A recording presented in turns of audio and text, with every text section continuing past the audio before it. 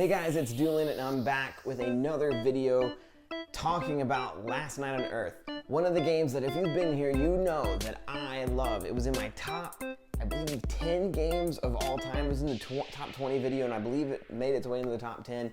And I know that that is polarizing to a lot of you. Some of you agree. You're like, oh wow, it's such an underrated game. And others of you are like, this is the worst game I've ever played. Josh, how in the world can you say that? Some of you didn't know until this moment that my name is actually Josh. And now some of you are like, wow, I don't like this game and his name isn't actually Duelin. How in the world am I ever gonna trust this man? Anyway, instead of just telling you why I really like this, I've challenged myself to become a better critical thinker of games. And so for this video, I've decided I'm gonna come up with 5 reasons you should play and 5 reasons you shouldn't play one of my favorite games of all time.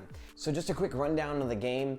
This is a 1 versus mini game where one person will play as these zombies and everyone else will play as these very zombie trope movie characters. Like I have here Johnny, the high school quarterback, Amanda, the prom queen, Sheriff Anderson, the small town lawman, and Rachel, the Detective Winters. Each character will have their own special unique abilities with unique amount of hit points, as well as starting equipment and their starting location. Players will move around the map, searching buildings for objects to use to fight the zombies, specific objective cards that they might have to get, or even fight zombies on their turn in their space with a melee weapon or from range with a ranged weapon. On your turn, you will be able to do a move action and then one of those actions I just described in any order you like. Then it'll move on to the zombies' turn, where they're gonna be playing cards that will have very specific effects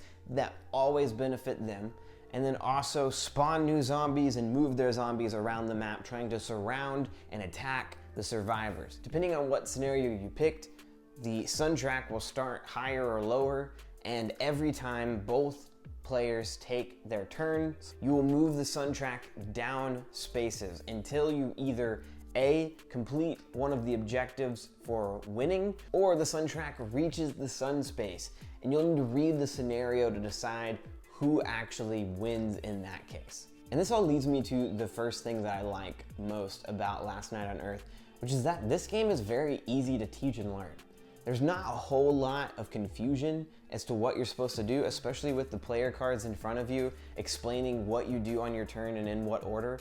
Also, if you are the heroes, you're gonna have a group of people that you can ask questions and they're gonna wanna see you succeed. And if that's not enough, literally everywhere around you, printed on the scenario, printed on the hero turn summary, printed on the zombie turn summary, printed on the sun track, everything around you is going to be very clearly labeled and has the rules written on them. I think specifically if you're a seasoned board game player, this game is not gonna be hard for you to get at all. If you're playing with anyone who has played before, I highly recommend they play the zombies so that any new player can reach out to other people at the table and ask for help. This leads me to my first dislike of this game, which is that I don't really agree with the player count possibility. It says that it's meant for 2 to 6 players, and while they give you ways you can play at both of those, 2 players, 1 player is controlling 4 heroes while the other one is just controlling the zombies. And that's just not reasonable to me. 1 player is going to have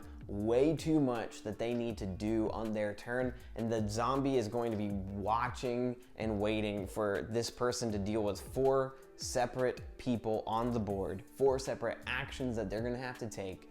And honestly, it takes away from the thematics of the game where you really get to be your character. If you have watched any old zombie movie, you know that these trope characters are funny. They're fun to watch. They're always in these movies, and if you're all 4 of them, it loses a little bit. And at 6 players, you can't add another hero into the game. Otherwise, the zombie player will be at a huge disadvantage. So, in order to change that, they allow another person to play as the zombies as well, but I really just think this hurts the zombies and their cohesion as a team. While you get extra zombie cards, you only get to control 7 instead of all 14 zombies now, while the other player controls the other 7 and has their thoughts on where they should move and all of these things.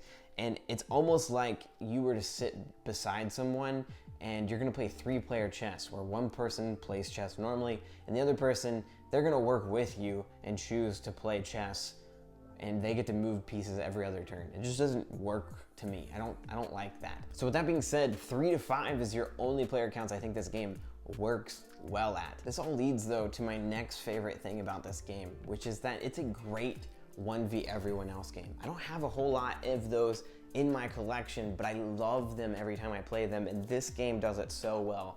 The difference between both players is huge. The zombies play a completely different game than the human players do, and the human roles are fun to play as. So if you get stuck as being one of the humans instead of getting to play the zombies, it's still okay. You're gonna have a lot of fun. Each character, each hero character is very different, and their hero abilities will work together very, very well. Looking at these character sheets though, you might find my next gripe with the game pretty reasonable, which is the art isn't for everyone. It's unique, kind of. Even though Flying Frog Productions uses it on basically every game, I would still call it very unique. The idea of people cosplaying as zombies and as these hero characters, as the allies on the card, everything is human pictures of people thrown onto the art for the game. That's gonna work for some people, and to others it might really throw you off. Like, why am I using an actual person here? Like, this seems a little bit strange. And on top of that, the building and the colors on the board aren't anything to write home about. They're good, not great. And with all these games now having such eye-catching and beautiful art, it's a very unique but weird, and to some it might be off-putting art style. This leads to one of the best things about this game though, which is the thematics of this game. Those card art pieces look straight ripped out of a low-budget zombie film. And I love that about this game. It is so good at making you feel like, whether it's the card art or the cards themselves that you play, or the characters that are very tropey characters, like the detective or the small town sheriff or the prom queen or the quarterback.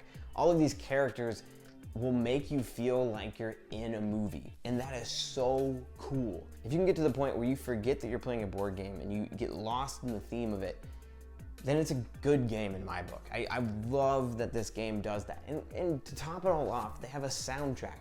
I mean, Flying Frog Productions is known for their thematics, and they are so good at nailing that out of the park every single time. However, and I get it, and this is number 3 of dislikes, is there might be too many zombie games that you own. I know that my favorite game of all time is Zombicide Black Plague.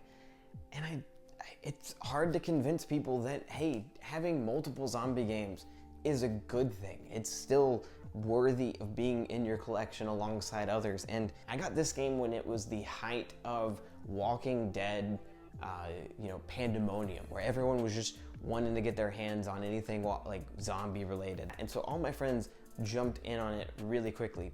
But you might be done with that by now in 2021. I understand that. The zombie love is dying down more and more. And if you already have too many zombie games and this theme doesn't do it for you, I get it. But let's forget about theme for a second and look at this game objectively. It has a whole bunch of different scenarios that you can play through. It has a whole bunch of different map tiles that you can flip through. It has a ton of characters that you can be different every single time you play. And to top it all off, being the zombies is like playing a separate board game than playing as the heroes. With all of this in mind, this game is highly replayable. If you get this game and enjoy its concept, you will have so many opportunities to bring it back to the table that will make it feel fresh every single time. It is not a game that will find its way into your collection, you'll love it, and then you'll get bored of it quickly. In fact, there are many expansions. One of the beauty of the fact that this game has been out for a long time and is still in production is that you can get a lot of the expansions still for cheap, and all of them add new ways that the zombies can move. It adds new player powers, it adds new hero and zombie deck cards, it adds new map pieces. One of them is a whole other separate city that you can go into. The only expansion I have added so much to the game, and it's the Growing Hunger expansion. It added 7 whole other zombies where they're either radioactive or poisonous or somehow stronger than the other zombies in your pool, as well as just a lot of variety in terms of how you can add to the game depending on if you think the hero side has weaker players or the zombie side it has weaker players. My next gripe though feels cheap, and it might be a little bit because I was struggling to come up with 5 things I disliked. But I have a lot of good games that have amazing miniatures now, and I would say that these are towards the bottom in terms of how nice they are. I don't even want to paint them, which should tell people a lot if you know me. I love to paint my miniatures in the game, and I just don't think these would look good. Now, I wouldn't say that they're the worst. There's certainly games that I've played that have even worse miniatures, but knowing what I know about painting, I just don't see these being that great at having detail that you can lean into. Now, to be fair, this game came out a while ago, but if you're looking to buy it now, and now is the time that we're in, you're gonna be putting it up against games that have really good miniatures in them.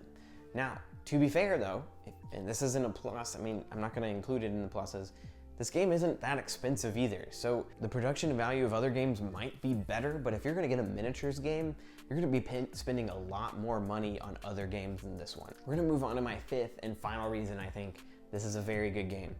And part of this is because I have that expansion that allows me to add in the rules of different ways to manipulate the game based on who's playing and whether a person is newer or old to the game. And this is a very well-balanced game. I've never gone into this game and felt like I was running away with it as the hero players or as the zombies. It always came down to those last 2 or 3 moves, and that is so exciting and fun. I've always played this game and came away from it with memories of how it ended. Whether it's that last player who hasn't got to the truck that they've spent all game fueling and finding the keys to, getting there right before the sun goes down or right as they're running through a group of zombies, or every single player working together to defend the manor and those zombies finally breaking through on the last turn and doing what they have to do to win. Those moments that it causes can only be created by a game that has a push and pull to it that never lets one player quite get so far ahead. Sure, you can chalk a lot of that up to me and my friends enjoy thematic games and we get into it when we play.